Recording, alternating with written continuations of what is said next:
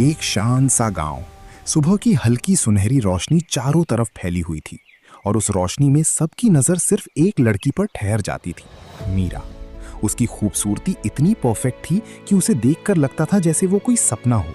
उसकी आंखों में अजीब सा आकर्षण था और उसकी मुस्कान में ऐसा जादू कि लोग पल भर में उसके दीवाने हो जाते। लेकिन उसी मुस्कान के पीछे छुपा था घमंड, क्योंकि मीरा को लगता था कि इस दुनिया में उससे ज्यादा खूबसूरत कोई नहीं। इसलिए वो किसी की परवाह नहीं करती थी, किसी के दुख या परेशानी की तरफ ध्यान नहीं देती थी। उसी गांव में एक और लड़की रहती थी, रीना, जिसके चेहरे पर दाग थे और जिसकी शक्ल लोगों को खास पसंद नहीं आती थी। लोग उसे नजरअंदाज कर देते थे जैसे वो कोई मायने ही नहीं रखती। लेकिन रीना का दिल बहुत खूबसूरत था। वो बिना किसी स्वार्थ के सबकी मदद करती थी। किसी पर मुसीबत आती तो सबसे पहले वही आगे बढ़ती।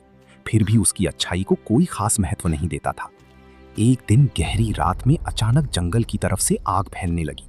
कुछ ही मिनटों में पूरा गांव डर और अफरा तफरी में डूब गया। हर तरफ चीख पुकार मच गई। लोग अपनी जान बचाने के लिए भागने लगे।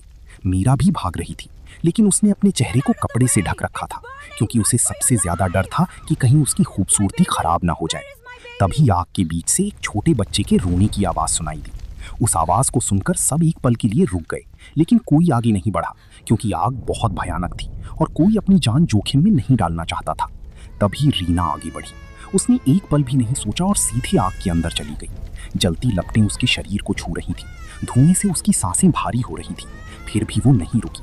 कुछ देर बाद वो उस बच्चे को अपनी बाहों में कसकर पकड़े हुए आग से बाहर निकल आई।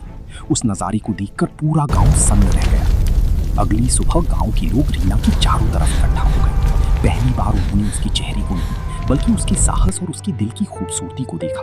उनकी आंखों में उसके लिए सम्मान और कृतज्ञता थी। और वहीं दूसरी तरफ मीरा अकेली अपने घर में आईने के सामने खड़ी थी। उसका चेहरा पहले जैसा ही खूबसूरत था, उसमें कोई बदलाव नहीं आया था। फिर भी उसकी आंखों में आंसू थे, क्योंकि उसे एहसास हो गया था कि अंदर से वो कितनी खाली है।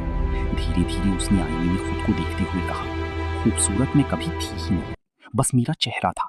और उसी पल ये सच साफ हो गया कि असली खूबसूरती बाहर नहीं, दिल के अंदर होती है।